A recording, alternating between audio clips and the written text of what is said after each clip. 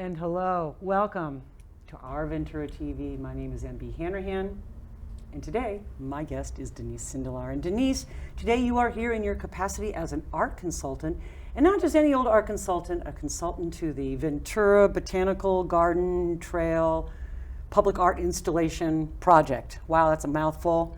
And before we sail in, so these botanical gardens are above City Hall in downtown Ventura on the hillside, approachable by Poli Street. And as of this filming, opened to the public on Fridays. Okay, and that being said, back over to you. Describe. Great. Well, one clarification, open to the public for free on Friday. So that's free on Fridays. But you can become a member, or there's a $7 fee to go through the gardens Tuesday through Sunday. So great. So my role with the gardens started in 2020 when I was working at the Museum of Ventura County. And during that time, all indoor facilities were closed down due to the COVID-19 pandemic. And the gardens were wonderfully open. They were an asset for the community to get out during a very scary time when people were afraid to be in large crowds.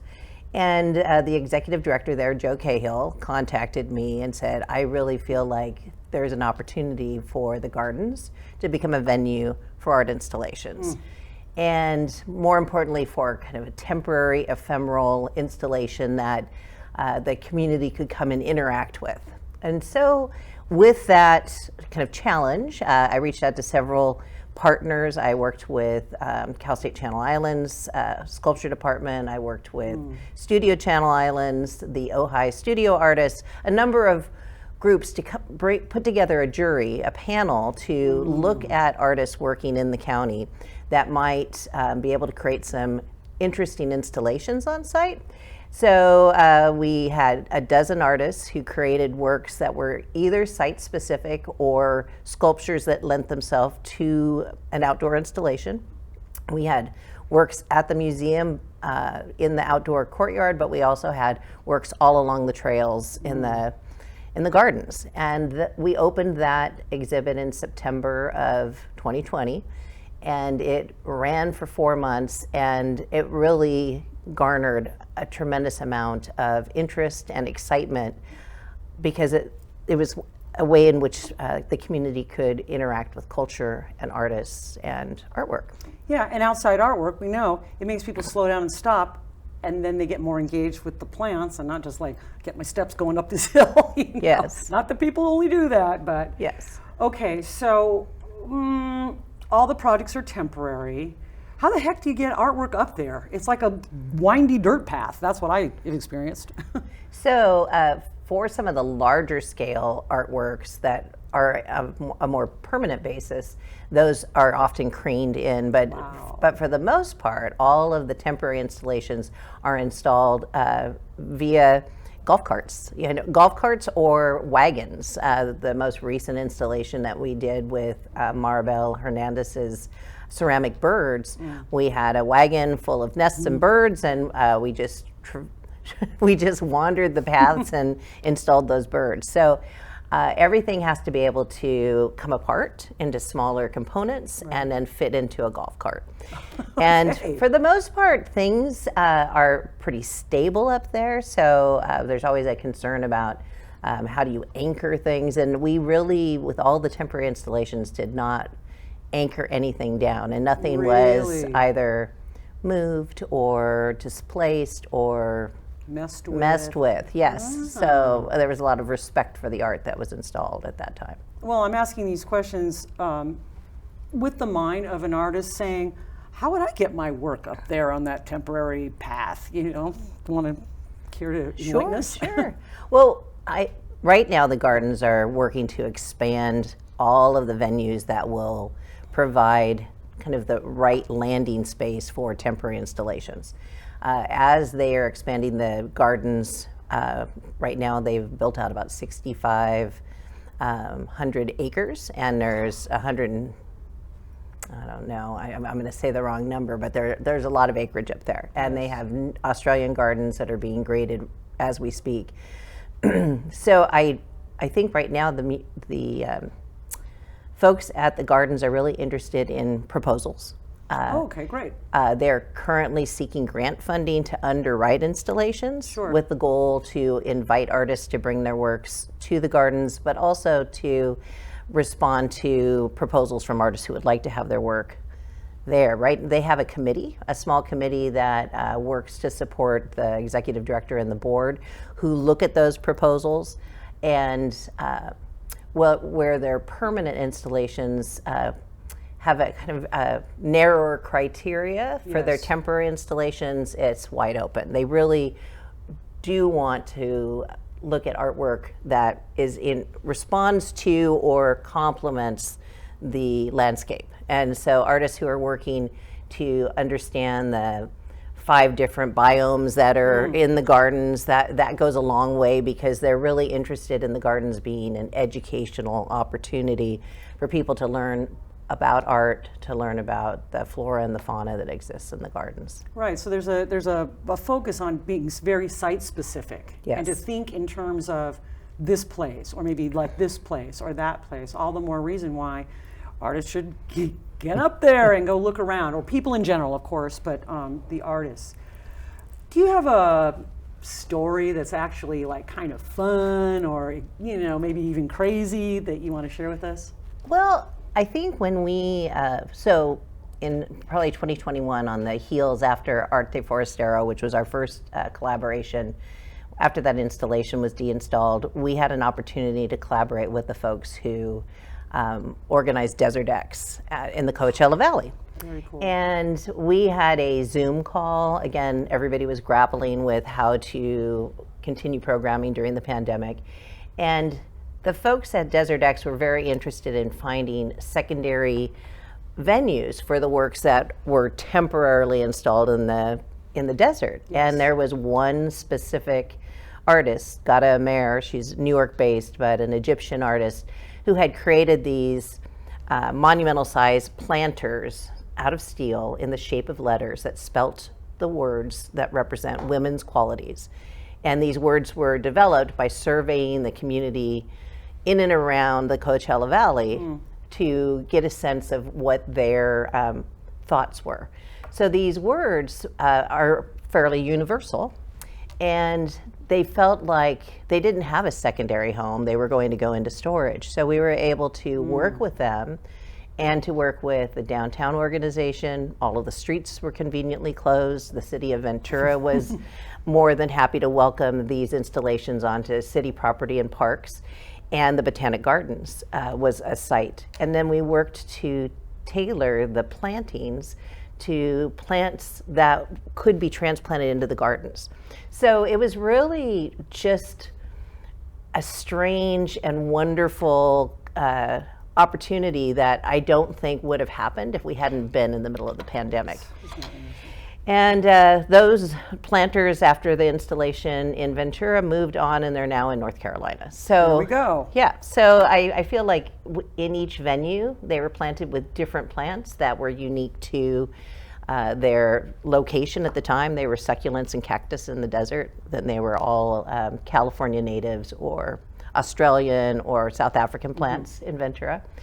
But people really got such joy. What I experienced when people saw us installing, planting the planters, and then as they were installed over the course of 6 months, they just celebrated that. So it's kind of a feel-good story. Yeah, it's a feel-good story, and now everybody else knows the story because they were beautiful just on their own. I remember that. Okay, so we're in a proposal state right now. Who knows what it'll be by the time people see this and in perpetuity. Do you have any, can you give us a little clue of anything that's coming down the pike that maybe we should know about, or is that too much? No. I think that there are a couple of projects in the works, some temporary installations that the gardens are seeking some sponsorship for, and that will be coming down the pipe in the next year to two. Okay. One is a focus on exotic and native plant species, and so they will be doing some unique installations that won't be planted in the gardens because they might not fit. For example, poinsettias, poinsettia city by the sea, something that is that really speaks to Ventura's history.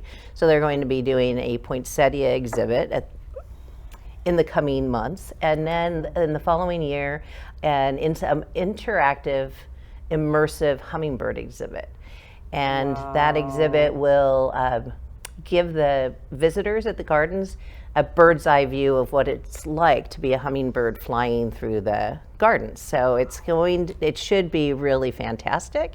And we're hoping for more kind of technologically advanced opportunities to, we're limited to solar power up in the gardens. So these stations where the community will be able to duck in and become a bird for, a couple of minutes will all be solar powered. So those are a couple things that are coming down the pipeline. Wow.